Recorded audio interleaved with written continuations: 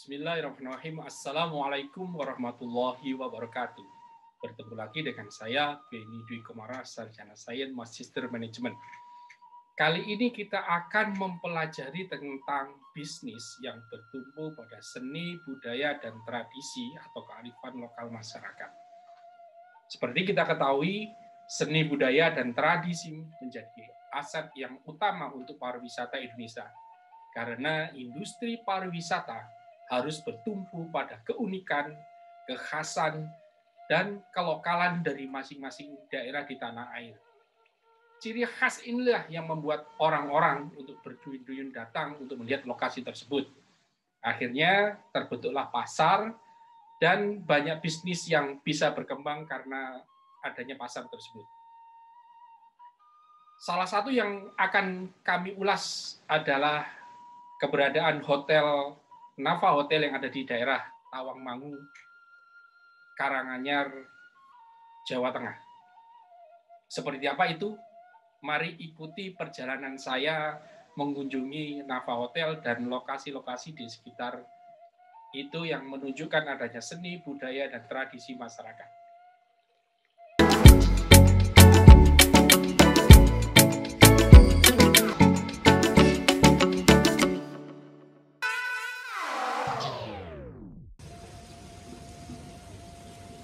Oke, hari ini kita akan review Hotel Nafa ada di Tawangmangu, Jawa Tengah. Keren banget. Mari kita lihat semuanya. Let's go, guys.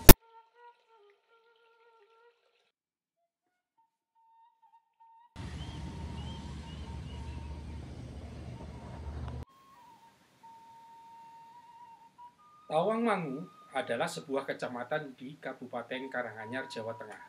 Kecamatan ini ternama karena merupakan daerah wisata yang sangat dingin. Tawangmangu dikenal sebagai objek wisata pegunungan di lereng barat Gunung Lawu. Tawangmangu bisa dicapai dengan kendaraan darat atau kendaraan bermotor selama sekitar 1 jam dari kota Sulu. Sejak masa kolonial Belanda, tempat ini telah menjadi tempat wisata. Lalu apa saja seni, budaya, dan tradisi serta kearifan lokal di daerah Tawangmangu? Yang pertama adalah kebun teh Kemuning. Memiliki panorama alam yang sungguh mengagumkan. Pengunjung akan disajikan hamparan hijau kebun teh sejauh mata melihat yang menyenangkan jiwa dan menyegarkan penglihatan. Lokasi yang kedua adalah wisata agrowisata Sondokoro. Ada banyak wahana dan juga fasilitas wisata yang cukup lengkap. Selain bisa masuk ke area pabrik gula, pengunjung juga bisa menikmati berbagai fasilitas permainan baik untuk anak-anak maupun untuk dewasa. Yang ketiga adalah Taman Ria Balai Kambang. Taman miniatur dunia ini berlokasi tidak jauh dari kawasan wisata Tawangmangu, menyajikan objek wisata berupa landmark dunia yang cocok dijadikan untuk spot foto atau selfie. Berada di sini seperti merasakan keliling dunia dalam satu tempat. Tempat yang keempat adalah Telaga Sarangan.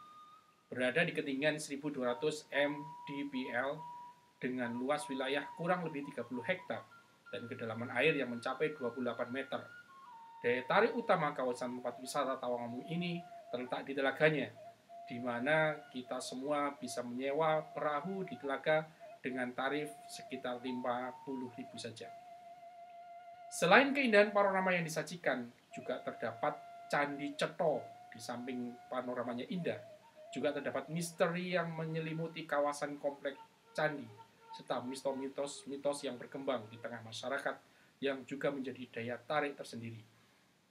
Hal tersebut tidak terlepas dari keberadaan candi yang hingga kini masih dimanfaatkan sebagai tempat ibadah. Yang keenam adalah adanya air terjun Pringgodani atau Grojogan Sewu, merupakan sebuah tempat wisata Tawangmangu yang cukup sakral. Bahkan objek wisata ini sebenarnya bukanlah objek wisata alam, melainkan objek wisata religi, khususnya bagi penganut kepercayaan tertentu. Setelah kita tahu penjelasan tentang daerah Tawangmangu, di mana banyak sekali lokasi wisata yang sangat cocok untuk tempat wisata bagi penduduk yang ada di Jawa Tengah ataupun di Jawa Timur dan di Jawa Barat yang berkenan hadir ke sini, maka selanjutnya kita akan melakukan analisa secara bisnis. Karena sudah banyak orang yang hadir datang ke daerah Tawangmangu, maka akan tercipta pasar. Keberadaan mereka untuk melihat tempat wisata tentu saja diperlukan tempat penginapan. Selain itu kita juga akan coba perhatikan ada beberapa hal yang perlu diperhatikan sebelum kita membuka bisnis hotel. Yang pertama, tercipta pasar, tadi kita sudah jelaskan. Yang kedua, kita harus mempunyai konsep yang menarik tentang sebuah hotel. Salah satu cara yang harus dilakukan untuk bisa turut serta atau bahkan menang dalam kompetisi ini adalah menawarkan konsep hotel yang unik. Salah satu konsep yang bisa diterapkan dalam bisnis hotel yang nantinya adalah hotel Instagramable, atau orang bisa dengan mudah dan menarik untuk melakukan selfie atau bersuah foto. Nafa Hotel banyak sekali sudut-sudut yang bisa dilakukan untuk selfie. Sangat menarik, baik itu dari luar, dari panoramanya, maupun dari gedung-gedung yang ada di dalamnya. Yang kedua adalah kenyamanan adalah hal yang utama. Nafa Hotel juga sangat nyaman lokasinya. Dijangkaunya mudah, aksesnya mudah, kemudian tempat tidurnya juga nyaman, dan tempat untuk rekreasi. Kalau kita tidak ingin ke tempat-tempat yang sifatnya sangat alam sekali dan memerlukan kekuatan fisik, maka kita cukup menikmati berwisata di hotel sendiri. Di situ ada kolam renang, ada tempat bermain untuk anak-anak, dan untuk bermain sepak bola ada tempatnya tersendiri di situ. Yang ketiga, hotel harus memiliki fasilitas yang lengkap. Mungkin fasilitas office untuk yang memerlukan melakukan bisnis secara mendadak. Kemudian ada tempat gym, ada tempat renang dan tempat santai, dan ada fasilitas-fasilitas lain seperti wifi, fasilitas televisi, dan lain sebagainya. Yang keempat, ketika kita akan berbisnis dalam hal ini adalah hotel, kita harus memperhatikan permodalan atau finansial kita. Kita harus bisa menghitung BEP ketika kita memerlukan modal yang cukup besar, kemudian ini akan balik modal pada tahun keberapa, harus kita hitung seluruhnya. Yang kelima adalah jangan melupakan riset. Jadi di awal saya sudah sampaikan, riset berupa dibutuhkan sekali sarana untuk menginap, karena di daerah Tawangmangu ini banyak sekali spot-spot yang bisa digunakan untuk wisata. Jadi akan mendatangkan banyak wisatawan di sini.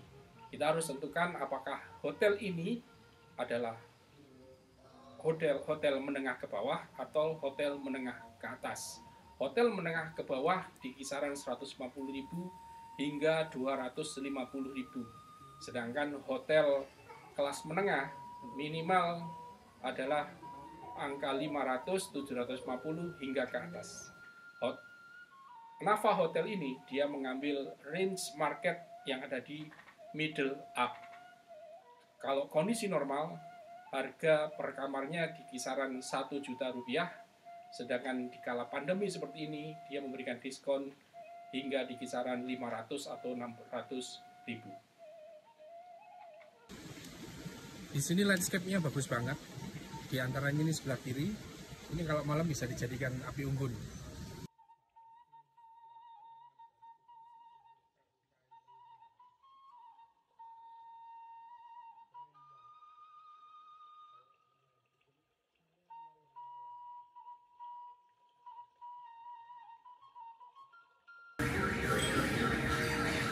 Sarapannya di sini, di restoran ini.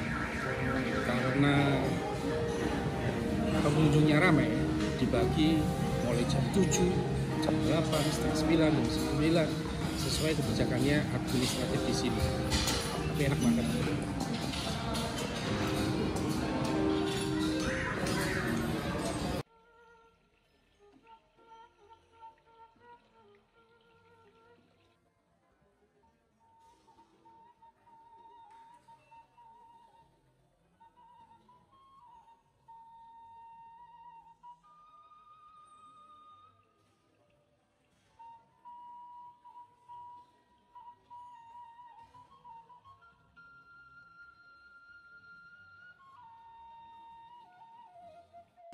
Yuk kita jalan-jalan ke hutan mini di sebelahnya hotel. Keren.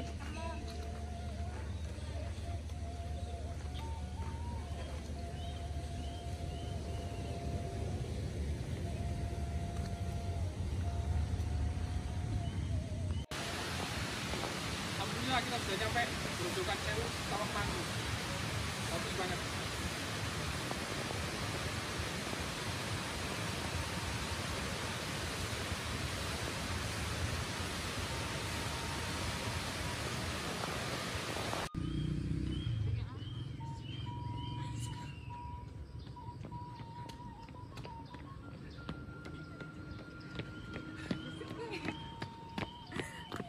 Baik, itu tadi yang bisa saya sampaikan tentang bisnis yang ada hubungannya dengan seni, budaya, dan tradisi masyarakat. Apabila merasa bermanfaat atas materi yang saya berikan, silakan like, komen, dan subscribe. Juga silakan kalau mau share materi ini ke teman-teman yang lain. Semoga mereka juga akan mendapatkan manfaat untuk belajar berbisnis. Demikian, mohon maaf atas segala kekurangan. Saya akhiri. Assalamualaikum warahmatullahi wabarakatuh.